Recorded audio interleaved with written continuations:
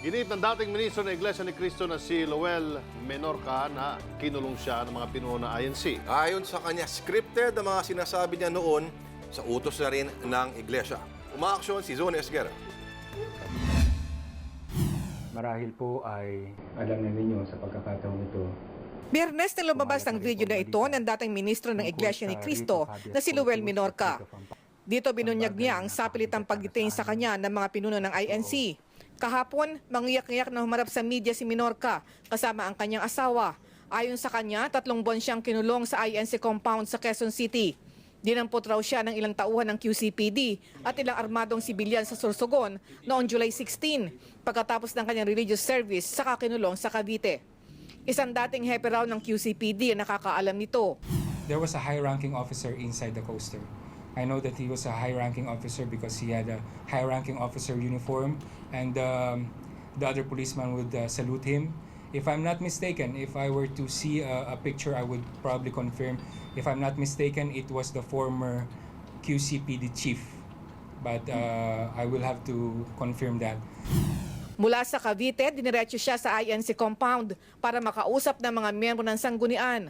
Sapilitan din umano siyang humarap sa TV network ng INC para itinangging dinukot siya. Everybody knew it was scripted. So by having a different outfit, news outfit, it would give credibility to whatever I was saying. And they wanted to appear that I went there on my own. I was driven to the location by Pastor Boy Saicon. May iba pang miyembro ng INC na nasa loob ng compound. I cannot reveal their names because I don't want to put their selves and their families in danger. Posible rin daw na muling magprotesta sa kalsada ang INC, lalo't kasama sa kaso ang executive minister nito na si Eduardo Manalo. Ginalit nila ang iglesia, hindi nila mapipigil ang mga tao na pumunta sa kalsada at mag-rally.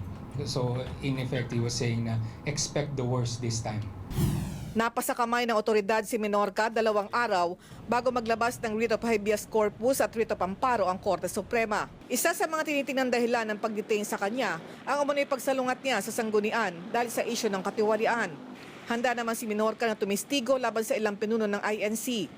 Dadali namin siya sa Court of Appeals para tumistigo ukol dun sa mga circumstances, pagdukot sa kanya, paghawak sa kanya, sa kanyang illegal detention, tsaka sa pag-detain sa asawa niya, anak niya, tsaka kasambahay nila. Nangako naman ang pamuno ng INC na sasagutin ang mga akusasyon ni Menorca sa mga susunod na araw. Umaaksyon, Sonny Reyes Esguerra, News 5. Be sure to come back. News 5 everywhere. Copyright 2015.